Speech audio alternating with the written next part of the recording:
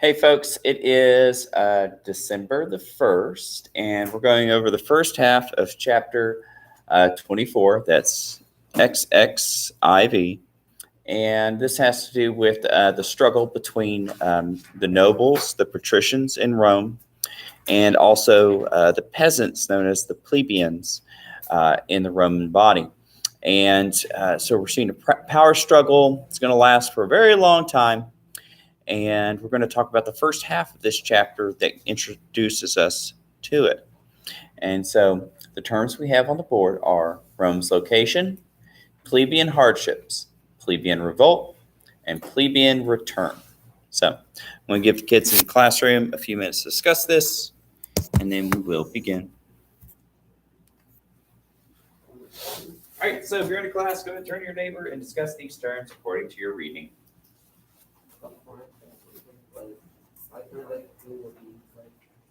Google. No. Rome's location. It was in Italy. Italy.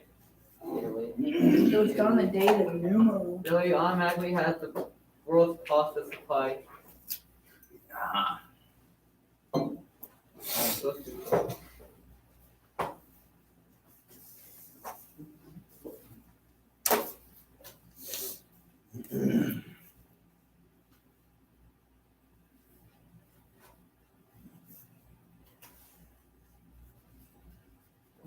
Mom made like Mexican balls. And they were decent, I guess. They were Mexican, so.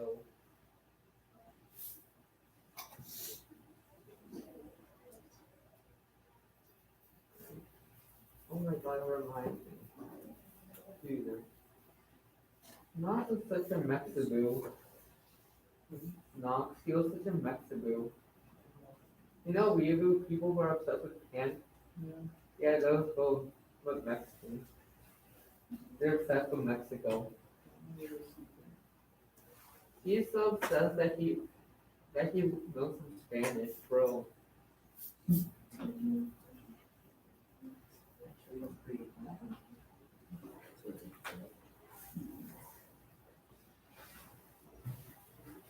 Like he would hang out with all of Latino kids in school.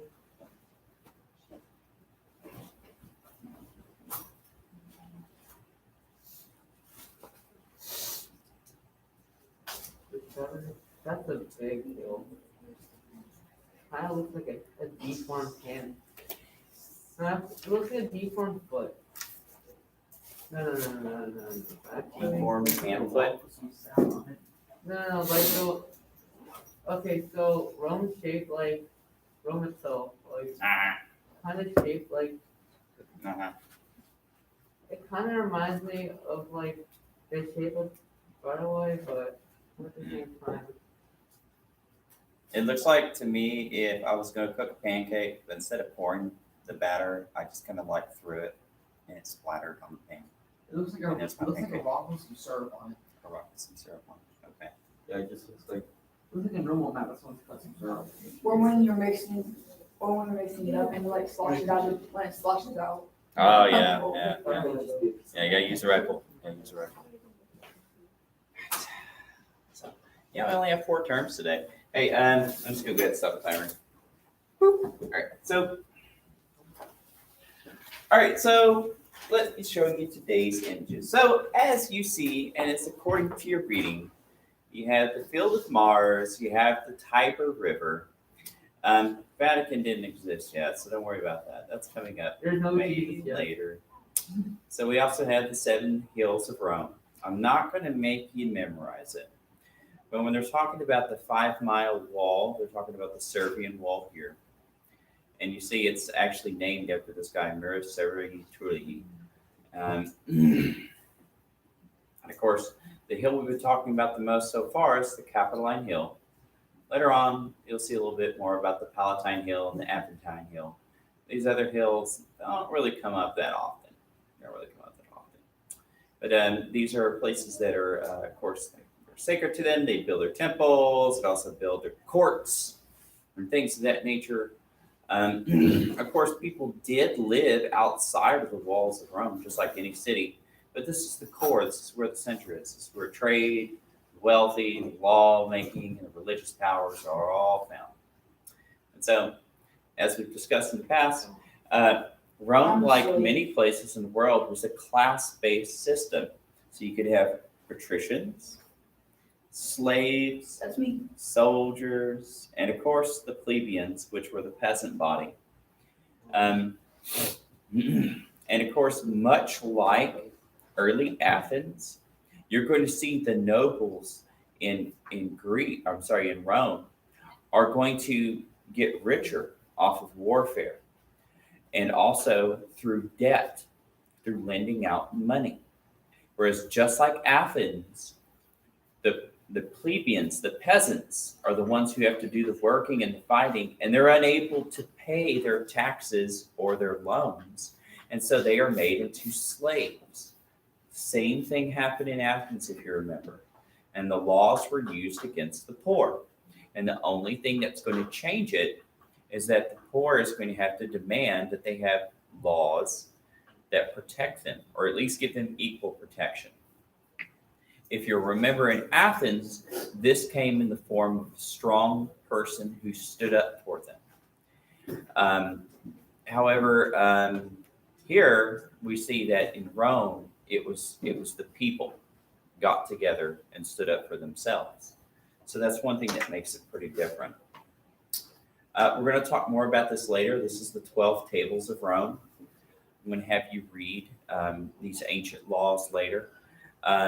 These were put down in writing, and one of them, oddly enough, is blank. I don't know why, but I don't know. Maybe it's I'm sure it had some kind of meaning to them. You'll read those later. This was the guy who stood up for the poor. I think his name was Appius Claudius something or another. But remember, you had one noble who stood up and said, we have to change things because the poor people are so mistreated. They're going to abandon us, and then we're going to be left without anybody to help us out. And then you had another guy who was like, forget them. We can live without them. The plebeians, however, famously all gathered together and left the city of Rome and threatened to make their own city. That left all the nobles kind of left on their own. Remember, the nobles might be rich and powerful, and they might have tradition on their side, but there's not that many of them.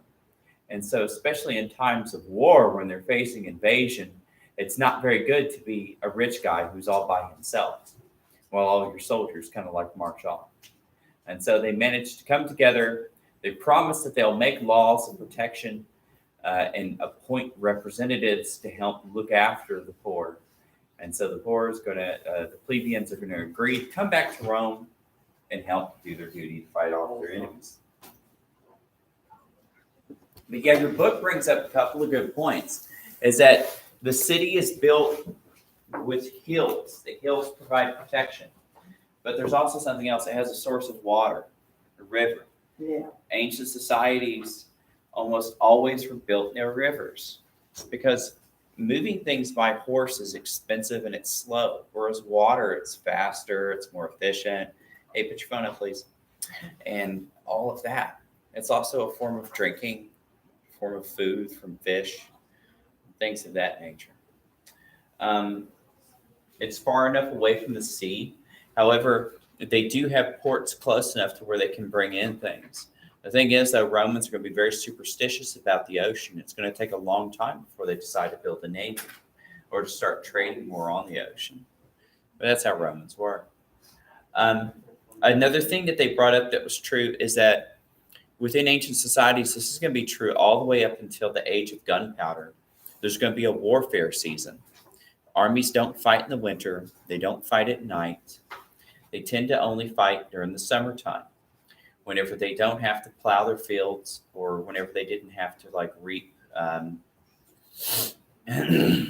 reap their harvest. But if a war went on, They just fought for fun. yeah, it's kind of, well, it wasn't so much for fun. It was just that was the only time that made sense. Because if you did it when you're supposed to be planting your seed or when you're supposed to be getting your fruit or your grain, your people would starve. So it was kind of like your only choice, really.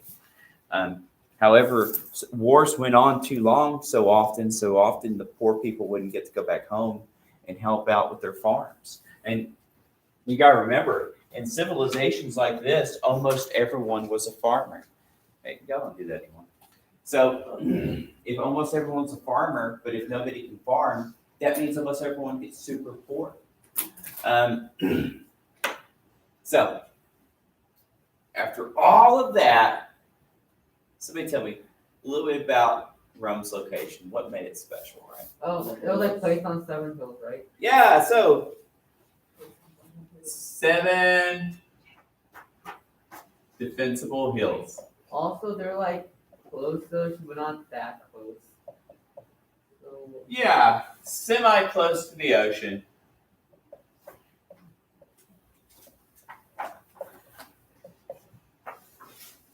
And yeah, so it was far enough away, like your book pointed out, to be away from pirates. Yeah, pirates are a big deal. When we're talking about pirates, we're not talking about one boat. We're talking about like an invasion, essentially, where they just raid your stuff with like a small army and then they get out of there.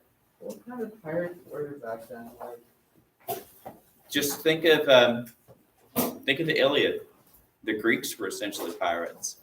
Think about this, like small little Greek armies going out on their triremes. You would jump off, take your stuff, and head out. get rid of them. So semi close to the ocean. What's something else that they had?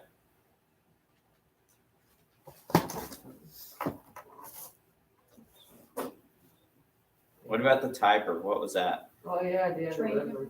Yeah, Tiber River. Yeah. So next to the river Tiber.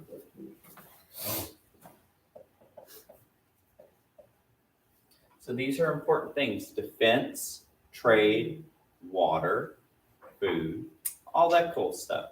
So they had the makings of a good city. Can you say next to the Tiber River or? Yeah, you can phrase your notes there if you want. All right, so plebeian hardships. What kind of hardships did the plebeians have? Debt and war and stuff. Yeah. So constantly at war.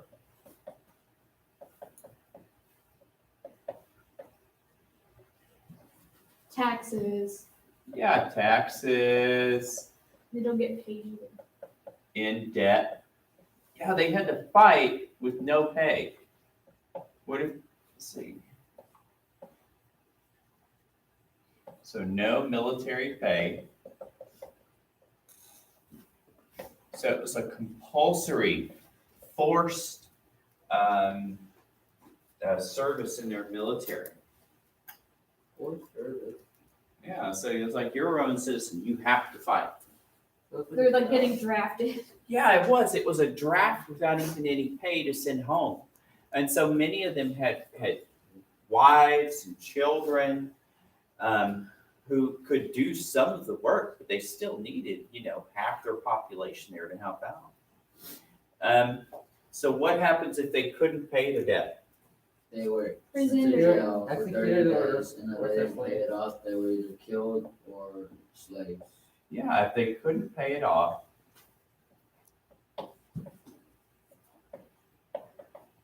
If they couldn't pay the loans,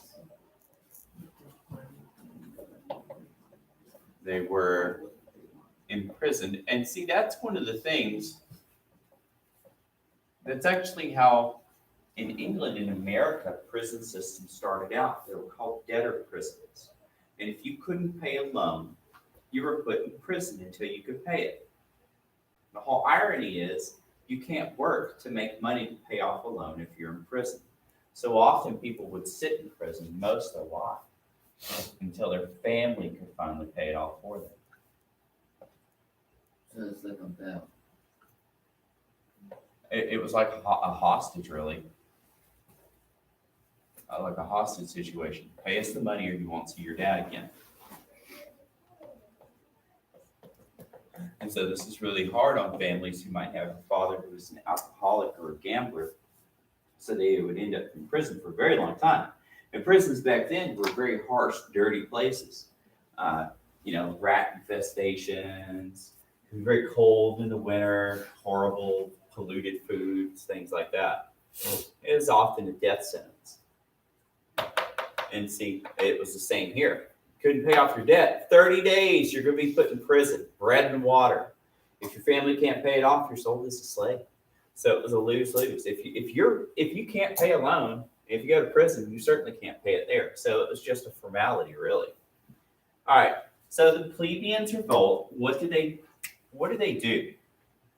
They like revolt and just make a new city. Not really. Not They- just Kinda make less. a city, They just started make not to work, so they can make their own city because they weren't getting Right. paid. Yeah. make their own Yeah. city.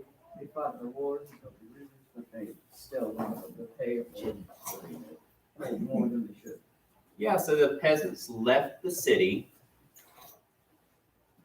as an enemy invaded.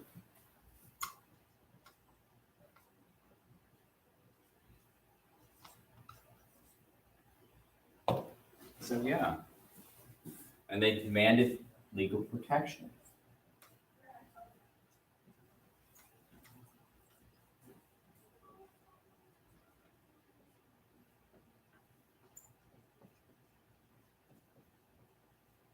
And so this is very serious. This is very serious. And of course, remember, your book had the story of the old man who was flogged, he was whipped because he couldn't pay his debt.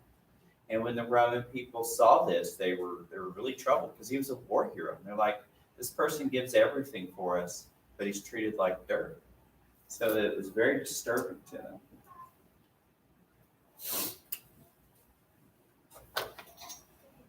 All right, we'll get our last one. Now, there's 3 things that convinced them to come home. What were those things? 3 laws. Yeah, so 3 laws made to bring the peasants home. And what did that have to do with? What was the first have to do with? First was to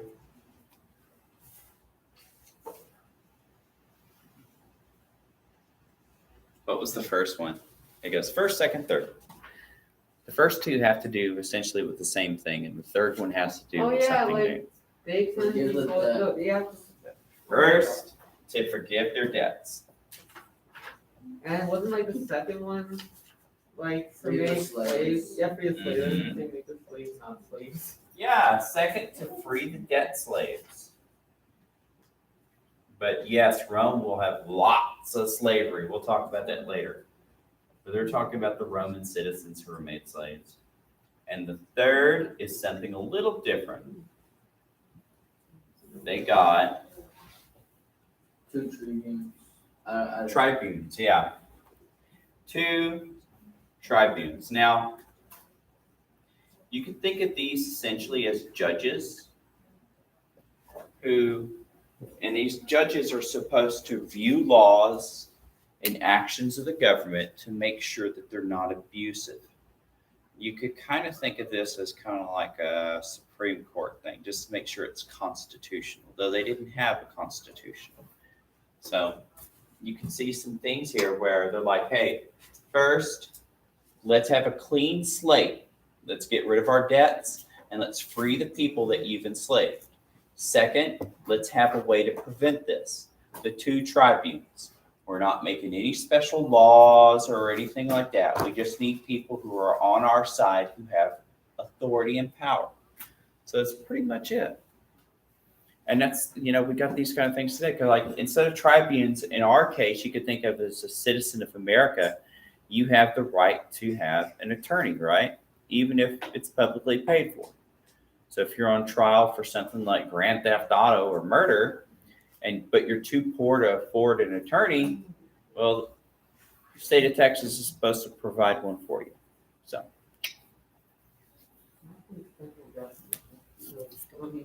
hey folks, that's going to end our lecture today. We're going to come back tomorrow and talk about the second half.